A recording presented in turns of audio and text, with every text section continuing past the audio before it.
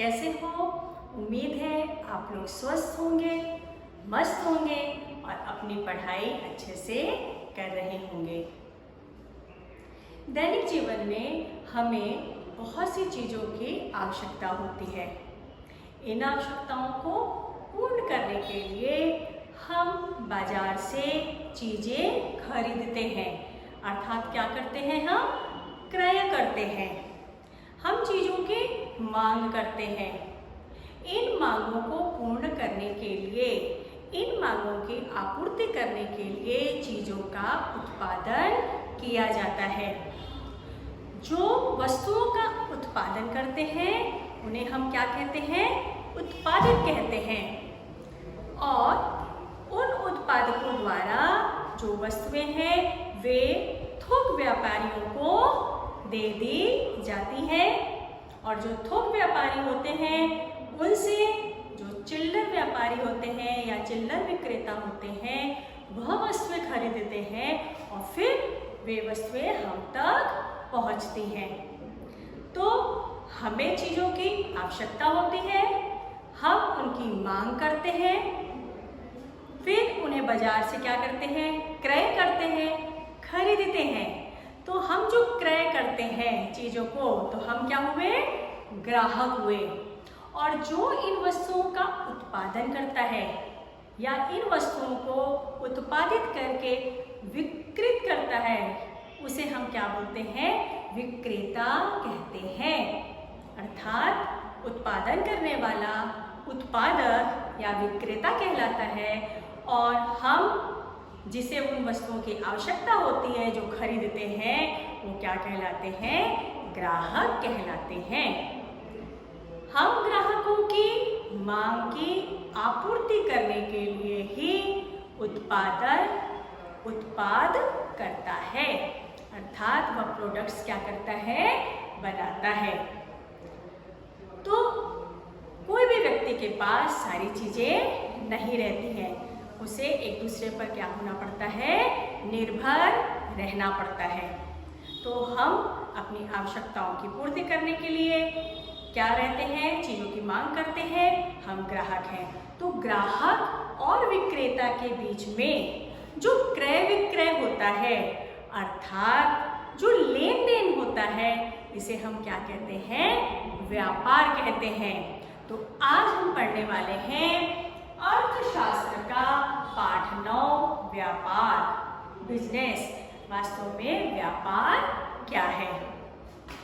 कोई भी प्रदेश हो या कोई भी देश हो, वह अपने आप में हर एक चीज के लिए परिपूर्ण नहीं होता। इसके लिए बहुत से कारक जिम्मेदार होते हैं। भौगोलिक कारक हो सकते हैं या वहाँ के आर्थिक कारक हो सकते हैं। तो किसी न किसी चीज के लिए प्रदेशों को, देशों को चीजों की आपूर्ति के लिए एक दूसरे पर क्या होना पड़ता है? निर्भर होना पड़ता है। अब जिस देश में या जिस प्रदेश में जिस चीज की कमी होती है या जिस चीज का उत्पादन कम होता है, वहां पर क्या होता है? उस चीज की मांग होती है। और ये मांग कहाँ से पूर्ण की जाती है? जिस देश में या जिस प्रदेश में उस चीज का या उस वस्तु का उत्पादन अधिक मात्रा में होता हो या अतिरिक्त होता हो, वह उसकी मांग क्या करते हैं? पूर्ण करते हैं। अब जैसे कश्मीर में जो सेब होते हैं वो बहुत अच्छी क्वालिटी के, क्योंकि वहाँ की भौगोलिक परिस्थिति इतनी अच्छी है, ठंडा प्रदेश है कश्मीर हमारा, तो वहाँ पर सेब बहुत अच्छे मिलते हैं। और कश्मीर के जो सेब होते हैं वो देश के अन्य हिस्सों में नहीं मिलते उस क्वालिटी के। तो कश्मीर भारत के अन्य प्रदेशों को सेब क्या करता है? सप्लाई करता है। इसी प्रकार यही चीज राष्ट्रों पर भी लागू होती है। हर एक राष्ट्र अपने आप में परिपूर्ण नहीं होता, उसे किसी न किसी चीज के लिए दूसरे राष्ट्रों पर क्या होना पड़ता है? निर्भर होता है। किसी देश में किसी चीज का उत्पादन बहुत होता है, किसी देश में किसी चीज का उत्पादन एकदम क्या होता है? निम्न होता है या नहीं होता। तो फिर वो देशों के बीच में आपस में क्या होता है? लेन देन होता है। इसी को हम क्या कहते हैं? व्यापार कहते हैं। तो चलिए आगे हम पढ़ते हैं। व्यापार किसे कहते हैं ये हमने देख लिया। व्यापार संतुलन क्या है, अंतर्राष्ट्रीय व्यापार क्या है, विपणन किसे कहते हैं? विपणन मतलब मार्केटिंग, कि आपने अपना प्रोडक्ट तो बना लिया, अब इसकी आप मार्केटिंग कैसे करेंगे? क्योंकि कोई अगर कोई वस्तु कहीं बन रही है तो जब तक उसकी मार्केटिंग नहीं होगी तो दूसरों को उसके बारे में पता नहीं चलेगा। और इसके साथ हम पढ़ेंगे संसार के कुछ आर्थिक संगठन। तो चलिए अब हम विस्तार से पाठ पढ़ते हैं और समझने का प्रयास करते हैं कि व्यापार क्या है, आयात निर्यात क्या है, अंतर्राष्ट्रीय व्यापार क्या है। तो चलिए पाठ पढ़ते हैं। पाठ 9 व्यापार। हम अपनी आवश्यकता की वस्तुएं अपने परिसर की दुकानों, बाजार अथवा मॉल आदि स्थानों से खरीदते हैं। अधिकांश विक्रेता स्वयं किसी भी माल अथवा वस्तु को उत्पादित नहीं करते हैं। ये वस्तुएं कहीं न कहीं से लेकर आते हैं। ये सभी वस्तुएं हमारे परिसर में तैयार नहीं होती हैं। ये वस्तुएं अनेक दूरस्थ स्थानों पर तैयार होती हैं, जैसे थोक बाजार केंद्र, कारखानों, कृषि उत्पन्न बाजार समितियों आदि से ये वस्तुएं सर्वप्रथम चिल्लर विक्रेता और वहां से हम तक पहुंचती हैं। हमारे दैनिक जीवन में विविध आवश्यकताएं होती हैं। इन आवश्यकताओं को पूर्ण करने के लिए हम विविध वस्तुओं का क्रय करते हैं। क्रय करना अर्थात हम मांग करते हैं। इन वस्तुओं की मांग पूर्ण करने के लिए वस्तुओं का उत्पादन किया जाता है। उत्पादक वस्तुओं की आपूर्ति करते हैं अर्थात थोक व्यापारियों को बेचते हैं। इस प्रकार वस्तुओं की आवश्यकताएं पूर्ण करने के लिए वस्तुओं का क्रय विक्रय किया जाता है। हम वस्तुओं के क्रय करने वाले ग्राहक होते हैं। उसी प्रकार वस्तुओं के उत्पादन व विक्रय करने वाले विक्रेता होते हैं। तो ग्राहक और विक्रेता वस्तुओं का क्रय विक्रय अथवा लेन देन करते हैं। इसे ही व्यापार कहा जाता है। चित्र द्वारा देख लेते हैं। व्यापार किसे कहते हैं? जब मांग होती है उसकी आपूर्ति की जाती है, हम क्रय करते हैं और उत्पादक क्या करते हैं? इसका सामानों का विक्रय करते हैं। तो व्यापार है वो क्या है? व्यापार एक आर्थिक क्रिया है। समाज में लोगों का आर्थिक जीवन एक दूसरे पर निर्भर होता है। कोई भी प्रदेश अथवा देश अपने आप में परिपूर्ण नहीं होता। लोगों की आवश्यकताएं पूर्ण करने के लिए दो देशों के बीच व्यापार की आवश्यकता होती है। प्रत्येक देश की भौगोलिक स्थिति अलग अलग होने के कारण हर एक प्रदेश में किसी न किसी विशिष्ट वस्तुओं का उत्पादन होता है। जिस स्थान पर किसी वस्तु की कमी होती है वहाँ उस वस्तु की मांग की जाती है, क्रय होता है, और जहाँ उस वस्तु का उत्पादन अतिरिक्त होता है वहाँ से उस वस्तु की आपूर्ति की जाती है, वस्तुओं का विक्रय होता है। इस प्रकार अतिरिक्त उत्पादन वाले प्रदेश से कम उत्पादन वाले प्रदेश की ओर मांग के अनुसार आपूर्ति की जाती है। जैसे जम्मू कश्मीर में उत्पादित होने वाले सेब की भारत के अन्य राज्यों में मांग के अनुसार आपूर्ति की जाती है। नागपुर के संतरे बहुत प्रसिद्ध हैं। यहाँ आसपास के क्षेत्रों में संतरे उत्तम क्वालिटी के बनते हैं, जिसकी अन्य राज्यों में मांग के अनुसार आपूर्ति की जाती है। अब ये व्यापार कितने प्रकार के होते हैं उससे पहले हम देखते हैं। ये जो व्यापार की संकल्पना थी वो बहुत पुरानी है। पुराने समय में लोग वस्तुओं के बदले वस्तुओं का लेन देन करते थे, है ना। यह भी एक प्रकार का क्या था? व्यापार था, जिसमें वस्तु विनिमय पद्धति अपनाई जाती थी। हमने देखा कि व्यापार में वस्तुओं का क्रय विक्रय होता है, परंतु वस्तुओं का लेन देन ना करके भी व्यापार होता है। क्या आपको पता है? इसे ऐसे समझते हैं, सब्जी वाले को पैसे देकर सब्जी ली जाती है, पुस्तकों की कीमत देकर पुस्तकें मिलती हैं, परिवहन के साधनों से यात्रा के बदले शुल्क दिया जाता है। उस शुल्क के बदले कौन सी वस्तु मिलती है? डॉक्टर वकील की सलाह के बदले उन्हें शुल्क दिया जाता है। उनसे हमें कौन सी वस्तु मिलती है? सिनेमा देखने जाते हैं, सिनेमा घर में टिकट का शुल्क देना पड़ता है। आप बाल कटवाने जाते हैं तो उसके बदले शुल्क क्यों देना पड़ता है? क्या कभी आपने इसके बारे में सोचा है? उपरोक्त घटकों में जब वस्तुओं का क्रय विक्रय होता है तब उसे दृश्य व्यापार कहा जाता है। अर्थात जब पैसे देकर कोई वस्तु ली जाती है तो वह क्या कहलाता है? दृश्य व्यापार कहलाता है। परंतु जब सेवाओं का लेन देन होता है, अर्थात जब हम पैसा देकर कोई सेवा लेते हैं तब उसे हम क्या कहते हैं? अदृश्य व्यापार कहते हैं। तो वस्तुओं के क्रय विक्रय द्वारा जो व्यापार होता है वह दृश्य व्यापार कहलाता है और सेवाओं का जब लेन देन होता है तो उसे हम अदृश्य व्यापार कहते हैं। तो व्यापार के कितने प्रकार हैं? आज हम व्यापार के प्रकार पढ़ लेते हैं। वस्तु की मात्रा के अनुसार और दूसरा प्रदेश क्षेत्र के विस्तार के अनुसार। वस्तु की मात्रा के अनुसार व्यापार दो प्रकार का होता है, थोक व्यापार और चिल्लर व्यापार। और प्रदेश के विस्तार के अनुसार राष्ट्रीय या स्थानीय व्यापार और अंतर्राष्ट्रीय बाह्य व्यापार होता है। वस्तु की मात्रा के अनुसार व्यापार क्या होता है?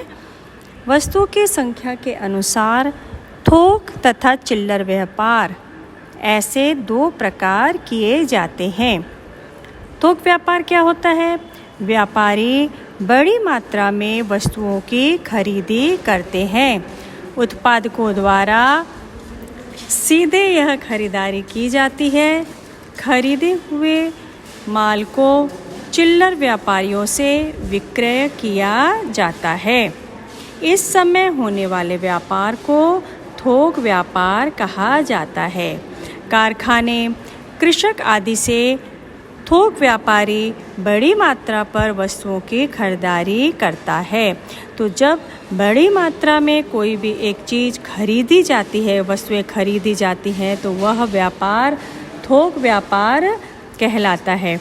जैसे आम अथवा संतरा के बागान मालिक से थोक व्यापारी पूरे माल की खरीदी कर लेता है।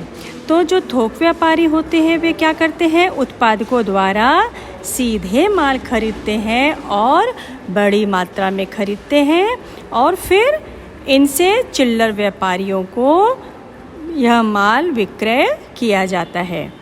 अभी चिल्लर व्यापार क्या होता है?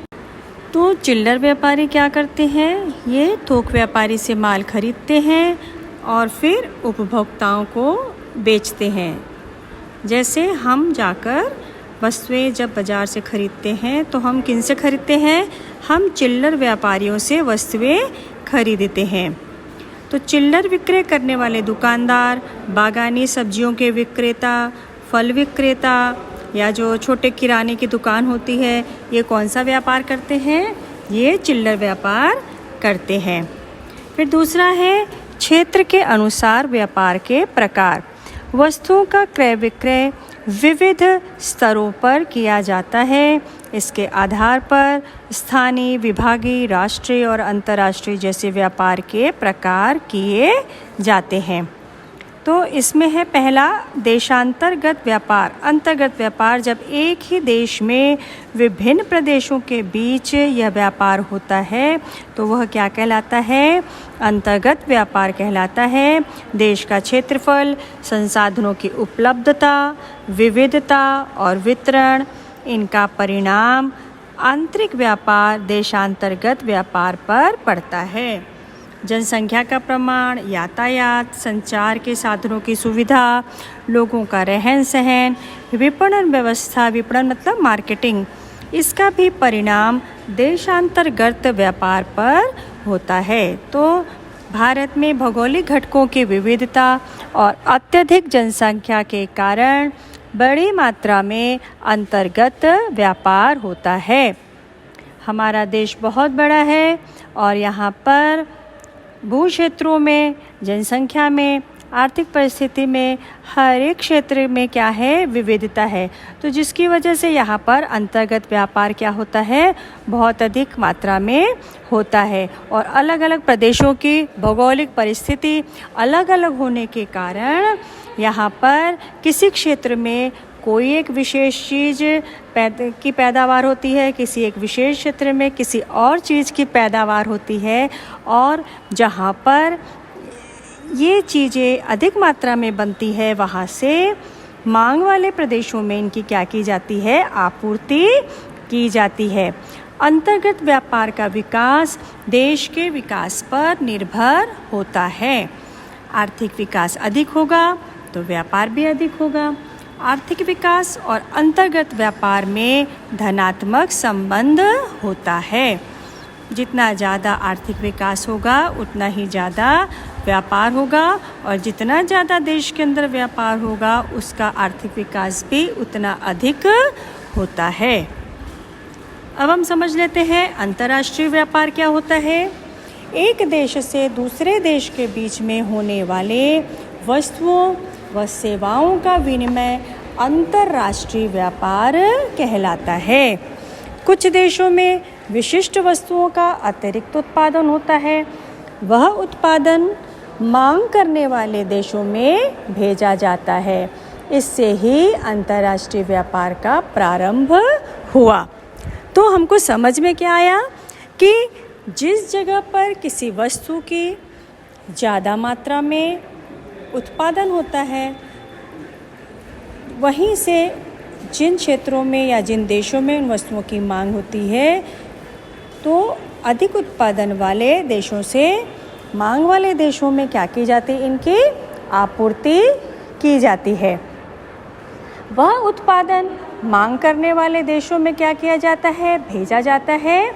इससे ही अंतर्राष्ट्रीय व्यापार का प्रारंभ हुआ है। अंतर्राष्ट्रीय व्यापार जब दो देशों के बीच में होता है, फिर से एक बार देख लो, जब अंतर्राष्ट्रीय व्यापार दो देशों के बीच में होता है तो उसे द्विपक्षीय व्यापार कहा जाता है। जैसे जब दो देशों के बीच में वस्तुओं का या चीज़ों का आदान प्रदान होता है, लेन देन होता है, तो इसे द्विपक्षीय व्यापार कहते हैं, बाइलेटरल ट्रेड कहते हैं। जब अंतर्राष्ट्रीय व्यापार दो से अधिक देशों के बीच में होता है तो इस व्यापार को बहुपक्षीय व्यापार कहते हैं। कुछ देश अपनी आवश्यकताओं से अधिक वस्तुओं का उत्पादन करते हैं, जैसे सऊदी अरब, कुवैत आदि देशों में होने वाले खनिज तेल का उत्पादन। इसी प्रकार कनाडा, संयुक्त राज्य आदि देशों में गेहूं उत्पादन आदि। इन उत्पादनों की मांग वाले देशों में आपूर्ति की जाती है। जैसे जो सऊदी के जो देश है वहाँ पर तेल भरपूर मात्रा में होता है, खनिज पदार्थ, खनिज तेल का उत्पादन भरपूर मात्रा में होता है। तो इनका जो इन उत्पादनों की मांग वाले देशों में क्या की जाती है, आपूर्ति की जाती है। अब हम समझ लेते हैं आयात तथा निर्यात। आयात क्या होता है और निर्यात क्या होता है।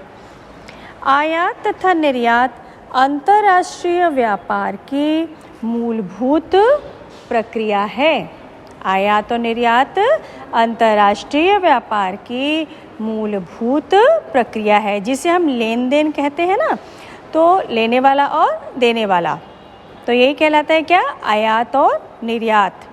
जब कोई देश किसी दूसरे वस्तु से वस्तुएं और सेवाएं खरीद कर अपने देश में लाता है, तब इस क्रिया को क्या कहते हैं, आयात, इंपोर्ट कहते हैं। इसी प्रकार जब कोई देश अपने पास होने वाले अधिक उत्पादन को आवश्यकता वाले देश को बेचते हैं, तब उस क्रिया को निर्यात या एक्सपोर्ट कहा जाता है।